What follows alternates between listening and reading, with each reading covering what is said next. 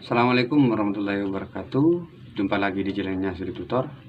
Ya, pada video kali ini Sobat Yuk, pada video kali ini saya akan membahas bagaimana caranya video kita akan direkomendasikan.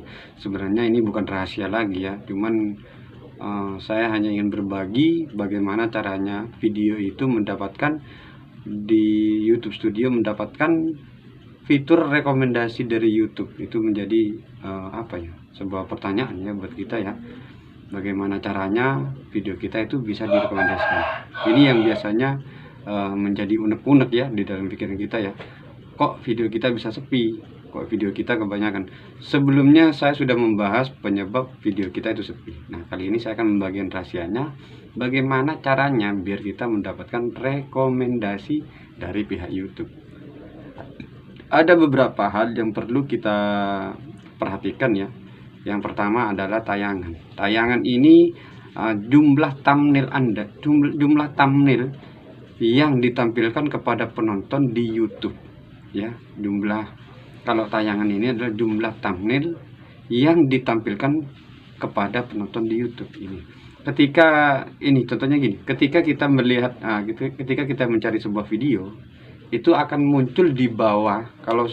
Kalau menggunakan Android ya biasanya muncul di bawahnya video yang sedang kita cari. Kemudian kita klik video seseorang, itu akan muncul di bawahnya. Itu yang direkomendasikan. Nah, yang disebut tayangan di situ, ketika thumbnail kita dilirik oleh orang akan merasa penasaran. Nah, disitulah jumlah tayangan yang ditampilkan oleh YouTube ke penonton di situ. Itu yang disebut tayangan. Yang kedua adalah rasio klik tayangan dari thumbnail kita, dari video kita. Rasio klik ini sangat penting teman-teman ya. Kalau rasio klik ini seberapa seringkah penonton menonton video setelah melihat thumbnail ya. Kalau rasio klik ini adalah seberapa sering penonton menonton video setelah mengklik thumbnail yang kita buat gitu.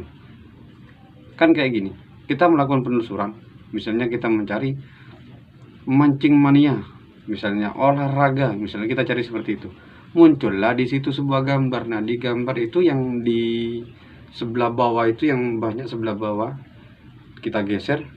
Tentunya yang kita pertama kali yang kita lihat adalah thumbnail. Thumbnail itu kan bikin kita tertarik. Nah, dari situ thumbnail yang diklik kemudian dilihat, dibaca ya, dari segi judul, dari pembawaannya, kayaknya menceritakan sebuah alur cerita yang singkat kalau di thumbnail itu. Jadi sehingga membuat orang itu tertarik dan mengklik. Itu yang disebut rasio klik tayang. Nah, yang ketiga itu adalah penayangan. Jumlah penayangan yang jumlah penayangan yang berapa jumlah penayangan video kita gitu loh.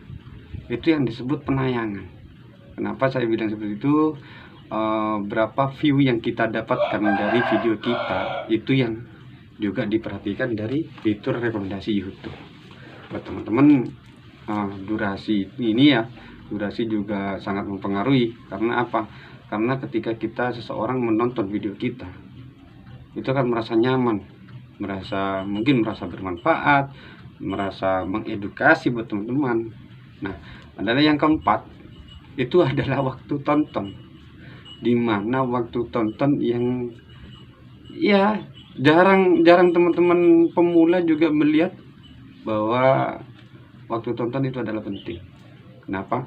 Karena waktu tonton itu sudah saya bahas di video sebelumnya, yaitu seberapa betah orang menonton video kita, antara durasi panjang dan durasi pendek. Kalau kita uploadnya 10 menit terus yang nonton cuma 1 menit, itu juga rasio klik menjadi kurang, thumbnail menjadi kurang menarik, terus video kita juga kurang menarik seorang. Sebenarnya sih bukan kurang menarik ya, tapi cuma karena kita tidak memahami. Kalau kecuali itu sebuah hiburan, kita merasa kurang hiburan.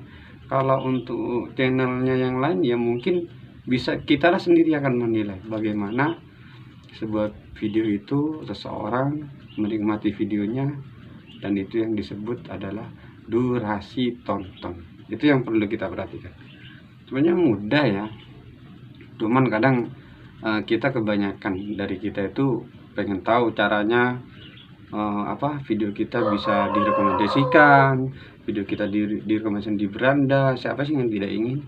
Cuman kebanyakan kalau kita menonton tutorial, jarang-jarang kita mengamati sebuah tutorial, jarang-jarang kita mempraktekkan sebuah tutorial. Ini cuma sekedar saran buat teman-teman.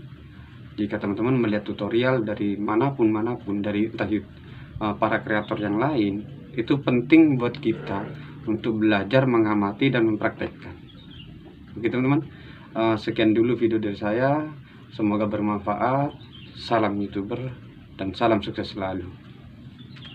Wabillahi taufiq wal hidayah. Assalamualaikum warahmatullahi wabarakatuh.